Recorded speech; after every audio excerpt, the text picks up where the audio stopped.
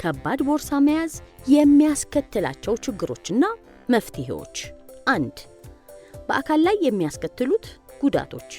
ከባድ ቦርሳ በተለይ በታችኛው የጀርባ ክፍል ላይ ህመምና የጡንቻ መወጠር ያስከትላል።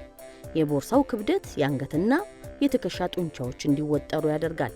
ልጆች ክብደቱን ለማመጣጠን ሲሉ ወደፊት ወይንም ወደ ጎን እንዲጎብጡ በማድረግ የሰውነት አቋም ያበላሻል። በእግርና በዳሌ መገጣጠሚያዎች ላይ ከመጠን በላይ ጫና ያስከትላል። 2. አማራጭ ወይንም መፍትሄ። ከባድ የሆኑ መጻሕፍትንና ማስታወሻዎችን ወደ ጀርባ ቀረብ ባለው ክፍል አስቀምጡ። ቀላል የሆኑ ዕቃዎችን ወደ ውጭኛው ክፍል አስገቡ።